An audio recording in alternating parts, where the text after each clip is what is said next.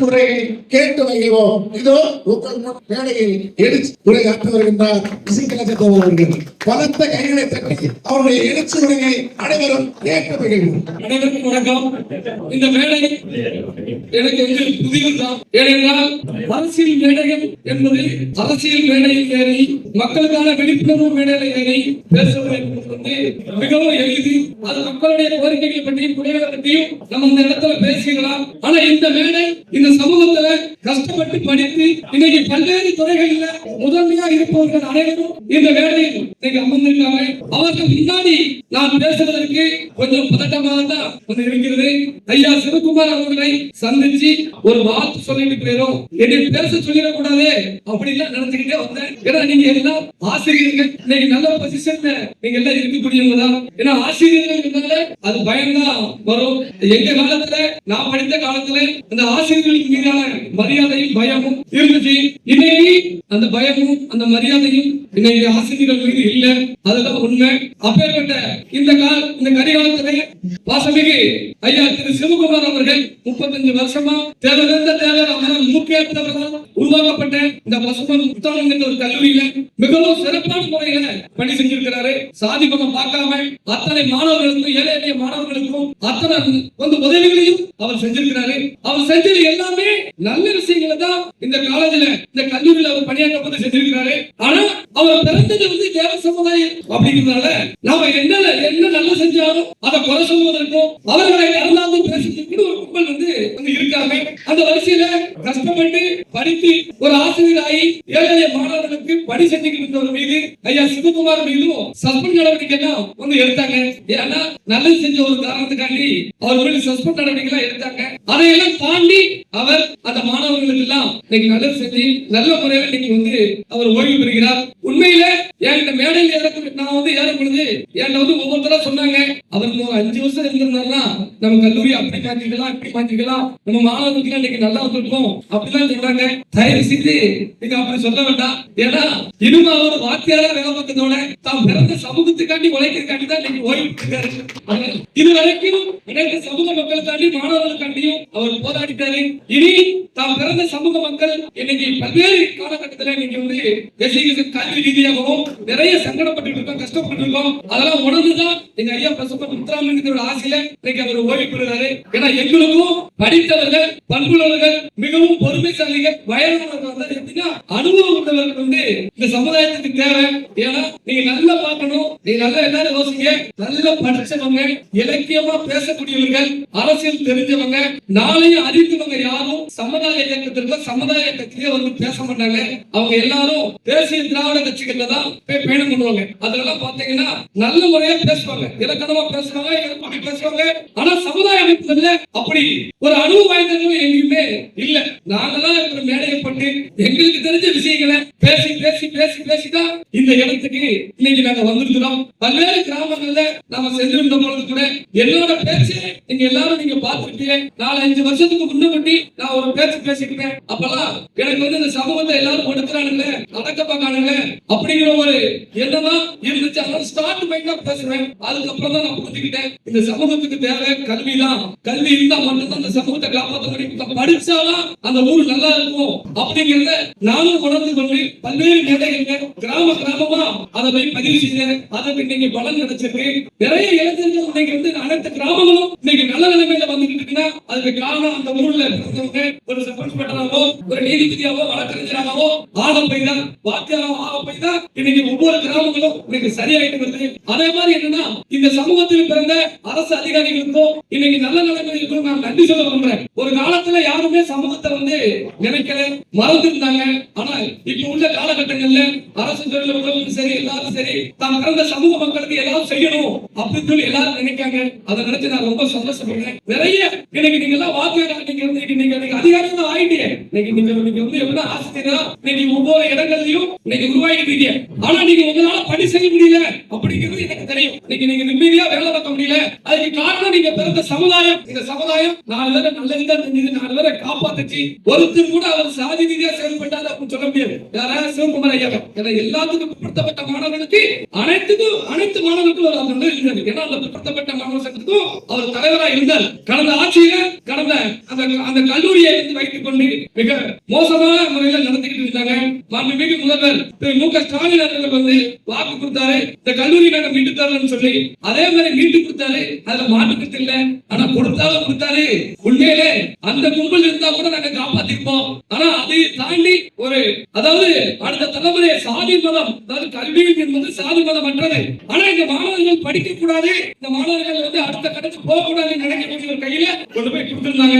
உண்மையிலே எப்படியாவது இதை தடுக்க வேண்டும் அப்படின்னு. ஏன்னா இந்த காலேஜை பொறுத்தவரை, இந்த கல்வியை பொறுத்தவரை பசுமன் முத்துராமலிங்க கல்வியில இன்னும் வேக்கண்ட் அதிகமா 50 ஆசிரியர்கள் 60 ஆசிரியர்கள் தேவைப்படுது. அப்ப இந்த வரைக்கும் அதை கேட்டு இந்த கல்லூரிய முதல்வராக இருக்கக்கூடியவர் எங்கள் பள்ளியில எங்க கல்லூரியில வந்து ஆசிரியர்கள் இல்ல, ஆசிரியர்கள் இல்லாம இருக்காங்க, அதெல்லாம் நீங்க தேவையான நிறைவேற்றுங்க, அப்பதான் அந்த மாணவர்கள் படிக்க முடியும் அப்படின்னு சொல்றதுக்கு இங்க தலைமை வந்து இல்ல.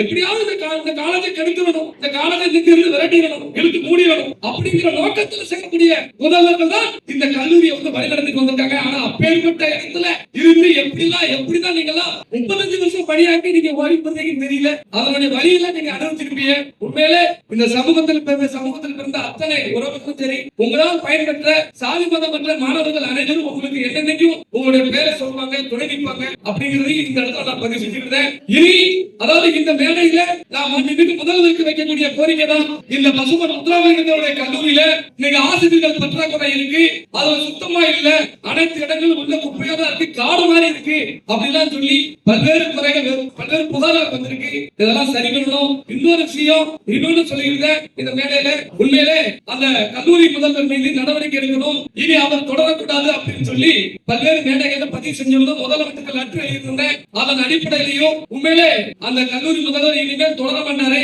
அவர் இனி வந்து ஓய்வு பெற்றதான் சொல்லி முதல்வர்கிட்ட இருந்து எனக்கு ஒரு லெட்டர் வந்தது. அதுக்கப்புறம் தான் எனக்கு மனசே கேட்டது பார்த்துக்கோங்க. ஏன்னா சொன்ன வார்த்தையே நான் சொல்லியிருந்தேன், அந்த கல்லூரி முதல்வரை நீக்காவிட்டால் 1 லட்சம் பேரை ஒன்று திரட்டி நான் போராட்டம் நடத்துவேன் சொல்லியிருந்தேன். அதற்கு பலன் கிடைச்சது. இப்படி பல்வேறு எங்களால முடிந்த அளவுக்கு உண்மையிலே இந்த படித்த மேடையில நீங்க எல்லாம் படித்தவங்க, நீங்க உண்மையில இந்த இடத்துல நான் படிக்காத நான் இந்த இடத்துல உங்ககிட்ட வந்து பேசுறது நினைச்சு நான் ரொம்ப பெருமையா எனக்கு வழக்கறிஞர் ஆகணும் படிச்சு அப்படிங்கிற ஆசை இருந்துச்சு அந்த நேரத்துல.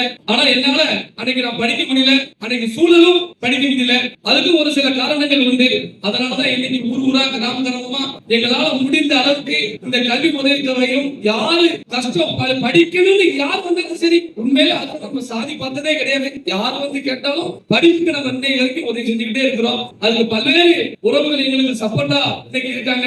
இன்னைக்கு தமிழ்நாடு முழுவதும் உள்ள பள்ளிகளில் வந்து பணிபுரியும் தலைமை ஆசிரியரா இருக்கட்டும், இன்னைக்கு வந்து ஆசிரியர்களா இருக்கட்டும், அவங்க எல்லாருமே இன்னைக்கு பணி செய்ய முடியாத சூழ்நிலை தான் இன்னைக்கு இருக்காங்க. அப்ப என் சமூகத்தை சேர்ந்தவங்க யாராவது கல்வி ரீதியா வார்த்தையால கூட வரக்கூடாது, ஆசிரியர்கள் கூட இருக்கக்கூடாது அப்படின்னு சொல்லும்போது அப்ப நாங்கெல்லாம் வாழ்ந்து இருக்கு, அப்ப நாங்க காலம் உள்ள இப்படிதான் இருக்கணுமா அப்படிங்கிறதையும் நம்ம பதிவு செஞ்சிருந்தோம். இப்படி பல இடங்கள்ல பல்வேறு இடங்கள்ல இருந்து இன்னைக்கு தொடர்ந்து போன் வந்துகிட்டே இருக்கும். 24 மணி நேரம் இன்னைக்கு அரசு பணியில நீங்க முன்போலத்தோட முடியல, பணி செய்ய முடியல. அது தலைமைச் செயலகத்தில் இருக்கக்கூடிய ஒரு சில அதிகாரிகள் தான் இந்த மக்கள் நீங்க வந்து பணி செய்ய முடியல. உங்களுக்கு இதெல்லாம் நம்ம பார்த்துக்கிட்டே தான் இருக்கிறோம். தொடர்ந்து இந்த சமூக மக்கள் எந்த நல்லது செஞ்சாலும் சரி, இன்னைக்கு நல்லகண்ணையா வந்து நேற்று இறந்து போனாரு. நல்லகண்ணையா அவரை மாதிரி ஒரு மனிதர் வந்து இனிமேல் பிறக்கவே முடியாது உங்களுக்கு. ஆனா அதையெல்லாம் மறந்துடுவாங்க. அதெல்லாம் கொஞ்ச நாள் தான் எங்க ஐயா பசுமன் முத்துராமலிங்க வந்து சாதி பாப்பவன் சண்டாளன் சொன்னாரு, உழுதவனுக்கு நிலம் சொல்லி எழுதி கொடுத்தாரு. சாதி சிந்தனை கொண்டவன் அரசியல் வந்தா நாடு நாசமாயின்னு சொன்னாரு. தவிர தாக்கமோ என் நெஞ்ச பிளந்து ரத்தத்தை குடிப்பதற்கு சமூகத்தினர் தேவை, அவரையே சாதி தலைவன் அப்படின்னு சொல்லி அசிங்கமா பேசுக்குள்ள போட்டுருக்காங்க. அப்படிங்கிற நல்ல கண்ண ஐயாவும் அந்த 3 நாள்ல மறந்துடுவாங்க. அதுல அதெல்லாம் சொல்ல முடியாது, செய்ய மாட்டாங்க. அதனால நாம என்னத்தை நம்ம தியாகம் பண்ணாலும் சரி, அடுத்த சமுதாய மக்கள் நல்லா இருக்கும் நாம நினைச்சாலும் சரி, ஆனா நம்ம நல்லா இருக்கக்கூடாது சொல்லி அவங்க எல்லாம் நினைக்காங்க. அதனை அடிப்படையில் கருத்தில் கொண்டு எல்லாரும் செய்யணும். உண்மையில எல்லாரும் நீங்க எல்லாம் ஒரு நல்ல நிலைமைக்கு போகும் பொழுது இந்த சமூகத்தை எல்லாரும் நினைங்க. அதுக்காக நீங்க வேற எதுவும் செய்யணும், கஷ்டப்பட்ட பிள்ளைகளுக்கு படிக்கிற பிள்ளைகளுக்கு எல்லாம் உதவி பண்ணுங்க. இன்னைக்கு அகம் அமைப்பு மிக சிறப்பான முறையில உண்மையில செயல்படுது. அந்த அகமைப்பு தொடங்கும் பொழுது என்ன சொல்லியிருந்தாலும் அன்னைக்கு போக முடியல பசுமொழிக்கு. உண்மையில இன்னைக்கு பல்வேறு இடங்கள்ல எந்த போன் பண்ணாலும் உடனடியா எடுத்து ரெஸ்பான்ஸ் கொடுத்தாங்க. ஏதாவது ஒரு பிரச்சனை இந்த மாதிரி இருக்காங்க, யாரு இருக்கான்னு கேட்டா உடனே போன எடுத்து சொல்வாரு. அந்த அகம் அமைப்பு மிக சிறப்பாக வந்து செயல்படுது. இந்த ஐயா சிவகுமார் அவர்கள் எந்த காரணத்தை கொண்டு நீங்க நம்ம ஓய்வு பெற்றோம்னு கவலைப்படுறாங்க. இனிமேல் உங்களுடைய அதான் எப்படி உங்களுடைய பணிகள் இந்த சமூகத்திற்கு நல்லதுக்காக அமைய வேண்டும் என்று நான் கேட்டுக்கொள்கிறேன். இந்த நேரத்துல உண்மையில அவரை பாராட்ட வருகை தந்திருந்த அத்தனை உறவுகளுக்கும் நான் நன்றி தெரிவிச்சுக்கிறேன். இந்த மேடையை எனக்கு பேச வாய்ப்பு உங்கள் அனைவருக்கும் நன்றி தெரிவிச்சுக்கிறேன். பிள்ளைகளை கவனமா வளைங்க. பெண் பிள்ளைகள் அதிகமா பெண் பிள்ளைகள் வச்சிருந்தீங்கன்னா ரொம்ப கவனமா வளைங்க. பெண் பிள்ளைகள் மீது பாசம் வைங்க, நம்பிக்கை வைங்க. பெண் பிள்ளைகள் படிக்க வைங்க. அதை மாற்றுக்கிறதே கிடையாது. இருந்தாலும் கொஞ்சம் கவனமா நம்ம வளர்க்கணும். என்னதான் நம்ம பிள்ளைகளை வளர்த்தாலும் நம்ம பிள்ளைகளை திட்டமிட்டு ஒரு சில விஷயங்கள் வந்து நடந்துகிட்டு இருக்கு. இதெல்லாம் நான் மேடைக்கு சொல்லிக்கிட்டே இருக்கிறேன். எல்லா வேலையிலும் நம்ம கவர்மெண்ட் வேலையில இருக்கிறோம், அவர் நம்ம உத்தியோகத்தில் இருக்கிறோம், நமக்கு ஏதாவது பிரச்சனை வந்துருவோம் அப்படின்னு சொல்லி நினைக்காதீங்க. கூட பிறந்தோம்னா நாங்க எல்லாம் இருக்கோம். அதனால எவ்வளவு பெரிய சின்ன எங்கெல்லாம் சொல்லுங்க. 18 வயசு ஆன உடனே அந்த 2 நாள் ஒரு நாள்ல இந்த வாரத்துல மட்டும் 10-12 பிள்ளைகள் பண்ணுங்க. 15 பிள்ளைகள் இதுக்கெல்லாம் நம்ம போராட்டம் தான் செய்யறோம். அவர் கவர்மெண்ட் ஸ்டாப் படி 18 வயசாகி 2 நாளாவது என் மகளை கூட்டு வச்சா நீங்க காப்பாத்துங்க அப்படின்னு சொல்லி சொல்றாரு. உடனே சேஷன்ல ஆரம்பிப்பா முடியல. இந்த வாரத்துல மட்டும் இந்த 12 பிள்ளைகள் வந்து இதாயிருக்கு. அதான் ரொம்ப எப்படின்னா இதெல்லாம் பேசும்போது உடனே அதனால தயவு செய்து பெண் பிள்ளைகளை பத்திரமா வளைங்க. கொஞ்சம் கவனமா பாத்துக்கோங்க. ஆண் பிள்ளைகளையும் கொஞ்சம் கவனமா வந்து நீங்க பாத்துக்கலாம். என்னன்னைக்கு எப்போதும் உங்க அனைவருக்கும் உறுதுணையா இந்த பிஎம்டி மக்கள் பாதுகாப்பு இயக்கம் இருக்கும். சமுதாய மக்களுக்காக ஓடோடி நாங்க உழைப்பேன். 24 மணி நேரமும் என்னுடைய வாழ்க்கையில கடைசி மூச்சு இருக்கும் வரைக்கும் உங்களை பாதுகாப்பு உங்களுடைய பிள்ளைகளை பாதுகாக்கிறது தான் நாங்க இருப்பேன் அப்படிங்கறது இந்த நேரத்துல பத்தி செஞ்சு நான் விடைபெற்றுக் கொள்கிறேன்.